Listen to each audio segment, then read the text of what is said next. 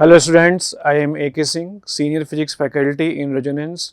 आज हम लोग 24 जून के मॉर्निंग शिफ्ट में जो जेई मेन का पेपर हुआ है इसके फीस के क्वेश्चंस को डिस्कस करेंगे।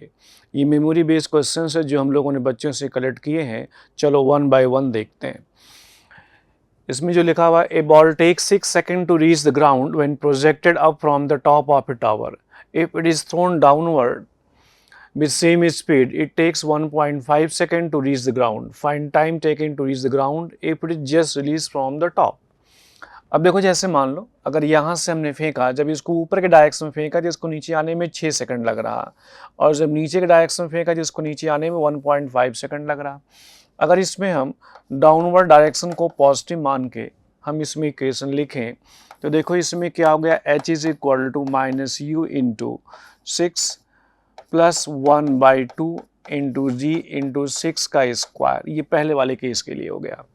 अब अगर सेकंड वाले केस में देखें तो यहाँ से आ जाएगा h is equal to u into 1.5 plus 1/2 g into 1.5 का स्क्वायर। ये सेकंड केस का हो गया। ऐसे फिर यहाँ पे थर्ड केस में देखो, जब इसको हम रिलीज करेंगे तो यहाँ से h is equal to u इस बार 0 है, 1/2 जी इंटू टी स्क्वायर। अब इन तीनों क्वेश्चंस को अपन सॉल्व करेंगे तो t की वैल्यू आता है √6 इंटू 1.5 यानी कि 3 second. Therefore answer is second. In the next question, what height weight of object is 1/3 of weight of at surface of earth। अब देखो, जैसे मान लो अगर ये कहा जाए ऐसे ये अर्थ है, मान लो यहाँ से h हाइट पे यहाँ पे वेट 1/3 का मतलब ये हुआ कि जो g है एक्सेलरेशन ड्यू टू ग्रेविटी ये 1/3 हो गया। तो हम लोग जानते हैं कि जो g का फॉर्मूला होता है g dash is equal to g upon 1 plus h by r square. इसमें इस पॉइंट पे जो वैल्यू है वो g है और यहाँ कितना है g डैश। इसकी रेडियस जो है अर्थ की रेडियस ये मान लो r है। तो ये वेट 1/3 का मतलब g की वैल्यू 1/3 हो गई, तो ये 1/3 into g is equal to g upon 1 plus h by r का स्क्वायर। यहाँ से आप सॉल्व कर लेंगे तो h की वैल्यू आ जाएगा √3 minus 1 into r. Therefore answer is third one.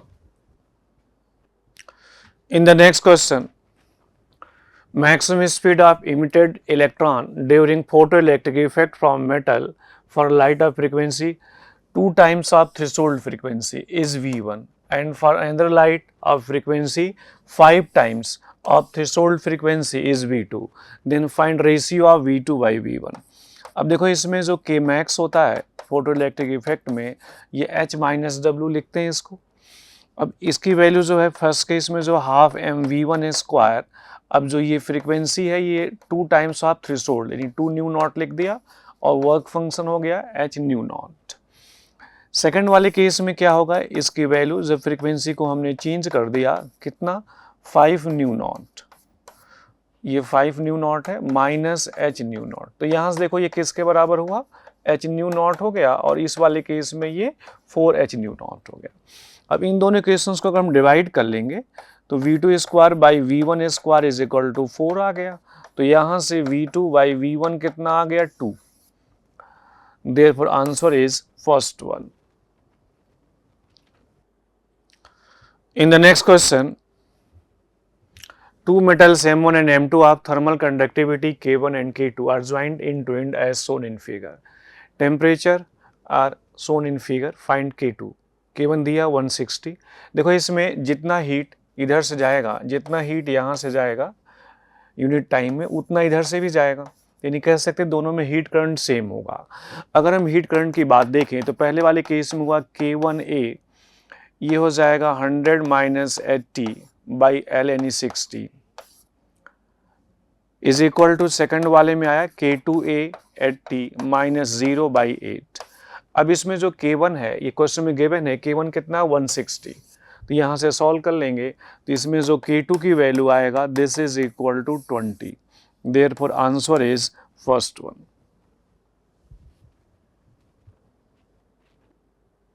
In the next question, a particle is starting from rest moves from point 1 to to 2 3. Under the influence of force F is equal to 4x I cap plus 3y square j cap. Find its final kinetic energy. अब देखो इसमें हम लगाएंगे work energy theorem, W is equal to delta k. अब जो work done होगा इसको अपन ऐसे लिखते हैं integral f x d x plus integral f y d y is equal to k final minus k initial. यहाँ से मिला 4x dx और ये मिला 3y square dy is equal to k final और के इनिशियल 0 हो गया. इसमें x की लिमिट देखो कितना है, ये 1 से 2 और y की लिमिट है 2 से 3. अब इसको आप सॉल्व कर लेना तो यहाँ से के फाइनल आ जाएगा 25. Therefore answer is fourth one. In the next question, find distance between first maxima in single slit diffraction pattern when light of wavelength lambda 1 and lambda 2 passes through the slit. Here slit width is a, skin is at distance d from slit. अब देखो इसमें first maxima condition क्या होता है इसमें diffraction में, d sin theta is equal to 3 lambda by 2. Theta small हो तो साइन थीटा को जो है अपन थीटा लिखते हैं. यहाँ से देखो अगर थीटा स्मॉल होता है तो इसमें जो साइन थीटा होता है this is equal to theta is equal to y by d. तो ये अपन लिखते हैं इसको y by d is equal to 3 lambda by 2. तो y is equal to 3 lambda by 2d. अब क्वेश्चन में d की जगह a लिखा हुआ तो इसको अपन लिख देते हैं. यहाँ पे एक बात और है कि d is equal to question में a दिया हुआ तो y is equal to 3d lambda by 2a. ये आ गया.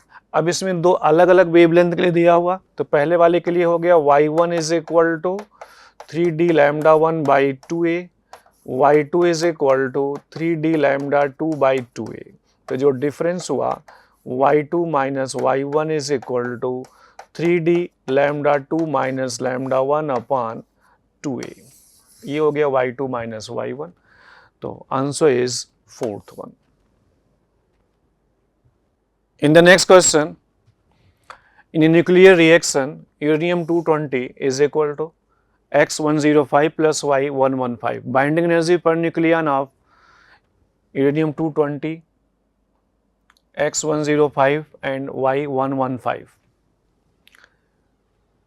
is 5 MeV per nucleon, 6.4 MeV per nucleon and 5.6 MeV per nucleon. Then find energy released.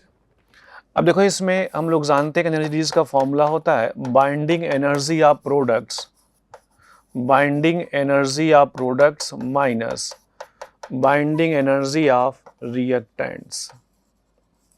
Binding energy of products minus binding energy of reactants. तो binding energy of product में देखो कितना x का 6.4 है per nucleon, y का 5.6 है. तो 105 into 6.4 plus 115 into 5.6 minus 115 into 5 is equal to, इसको सॉल्व कर लेंगे तो 116 आ जाएगा MeV. Therefore answer is second one. In the next question, in a potentiometer setup, a cell of EMF E1 is balanced by length 75 centimeter. If the above cell is changed by another cell of EMF E2, then find difference of balance length. अब इसमें देखो जो E1 होगा E is equal to K into L होता है तो E1 जो आ जाएगा K into L तो K into 75 हुआ और जो E2 आ जाएगा K into X. तो यहाँ से मिला हमें E1 by E2 is equal to 75 by X. तो यहाँ से मिला 3 बाई 2 75 बाई X. तो X इज इक्वल टू ये आ जाएगा 50. और हमें निकालना क्या, find difference of balance length. तो डिफरेंस ऑफ बैलेंस लेंथ जो होगा ये आ जाएगा 75 minus 50 is equal to 25. Therefore answer is first one. In the next question, a scale rod of length 1 meter is balanced at 40 centimeter mark as shown in figure. A coin of mass 10 gram is kept at 10 centimeter mark in the balance situation. Find mass of rod. अब देखो इसमें क्या ये system equilibrium में है, यहाँ एक मास M1 रखा हुआ जो यहाँ से 10 सेंटीमीटर पे है और ये पॉइंट यहाँ 40 सेंटीमीटर पे रेस्ट में है, यहाँ पे इक्विलिब्रियम में ये रॉड पूरा इस पे रखा हुआ ये और इसका मास mg यहाँ पे लग रहा। तो अगर इसमें इस पॉइंट के अबाउट टॉर्क की बात करें तो यहाँ पे टॉर्क कितना होगा, देखो mg इंटू ये डिस्टेंस कितना हो गया 10 सेंटीमीटर, इधर जो मास लग रहा है ये कितना हुआ mg इंटू 30, तो यहाँ से m की वैल्यू आ जाएगा 30 ग्राम। तो answer is 30। In the next question, a capacitor with plate area 9 pi centimeter square and separation 6 millimeter filled with dielectric is charged with 7 into 10 to the power minus 6 coulomb. If E at inside point is 3.6 into 10 to the power 7 volt per meter, find dielectric constant of dielectric. अब इसमें देखो जैसे मान लो अगर ये कहा जाए यहाँ पे चार्ज मान लो प्लस क्यू है, यहाँ माइनस क्यू है, ये एक डाइलेक्ट्रिक है, डाइलेक्ट्रिक कांस्टेंट के है।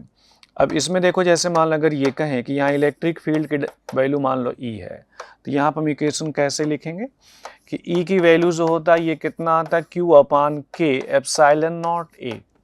अब देखो इसमें वैल्यूज सारी गिवन है, E की वैल्यू कितना गिवन है 3.6 into 10 to the power 7, Q की वैल्यू है 7 into 10 to the power minus 6 upon K, epsilon naught की वैल्यू है 8.85 10 टू दी पावर माइनस 12 और A की वैल्यू है इसमें 9 पाई 10 टू दी पावर माइनस 4। यहाँ से आप सॉल्व कर लेंगे तो K की वैल्यू आ जाएगा 7.77। Therefore answer is 7.77. In the next question, two soap bubbles of radius R1 and R2 combined. Find radius of curvature of the common surface separating them. देखो जैसे मान लो यहाँ पे प्रेशर अगर हम कहें कि P नॉट एटमॉस्फेरिक प्रेशर, तो इसके अंदर P naught plus 240 by R1 हो गया और यहाँ P naught plus 40 by R2। जब ये आपस में कंटैक्ट में आएंगे, जैसे मान लो ये 0.1 हो गया, ये 0.2 हो गया। अब इसमें जो है जो इनका प्रेशर डिफरेंस है P2 माइनस P1, अब यहाँ भी एयर यहाँ भी एयर है तो इसका डिफरेंस कितना होगा 40 बाई R। तो यहाँ पर अपन लिखेंगे P naught plus 40 by R2 minus P naught plus 40 by R1 is equal to 40 by R। यहाँ से आप निकालेंगे तो R की वैल्यू आ जाएगा R1 R2 upon R1 minus R2। Therefore answer is first one. In the next question, statement 1, in uniform magnetic field speed energy of a charge particle remains constant. Second statement में लिखा है magnetic force is perpendicular to velocity. देखो इसमें जो moving point charge होता है इस पे जो मैग्नेटिक फोर्स होता है Q into v cross v. अब यहाँ पे हम लोग जानते हैं कि ये जो फोर्स वेक्टर है ये हमेशा वेलोसिटी वेक्टर के परपेंडिकुलर होगा, या ऐसे कह सकते हैं F vector dot V vector 0 होगा। अगर F dot V zero means जो power supplied by magnetic field 0 होगा। जब power supplied by magnetic field 0 होगा तो कहेंगे स्पीड कांस्टेंट होगी। इसका मतलब ये सही लिखा है। और क्यों कांस्टेंट है? क्योंकि फोर्स वेलोसिटी के परपेंडिकुलर है, इसका मतलब ये इसको एक्सप्लेन भी कर रहा। Therefore answer is first one. In the next question, a projectile is fired from ground with some speed at angle theta from horizontal. After time t, velocity becomes parallel to horizontal. Its horizontal range is r, then find theta. अब देखो highest point पे velocity जो है वो horizontal होती है, तो इसका मतलब ये हुआ कि जो t हुआ this is equal to u sine theta by g, और जो r की वैल्यू होती है रेंज का ये कितना होगा u cos theta into 2t। इसमें देखो जैसे मान लो अगर ये कहा जाए कि हाईएस्ट पॉइंट इधर का टाइम t इधर का भी टाइम t होगा तो टाइम ऑफ फ्लाइट 2t हो जाएगा, तो u cos theta into 2t। इसको डिवाइड कर लो तो t by r is equal to ये हो जाएगा tan थीटा अपान 2gt। तो यहाँ से मिला tan theta is equal to 2gt square by r. तो यहाँ से अपन को मिल जाएगा theta is equal to tan inverse 2gt square by r. Therefore answer is third one.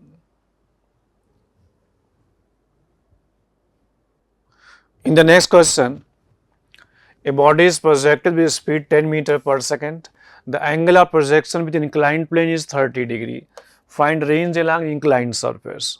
तो पहले इसमें ये देखो, जो टाइम ऑफ फ्लाइट होता है ये 2u perpendicular upon g perpendicular.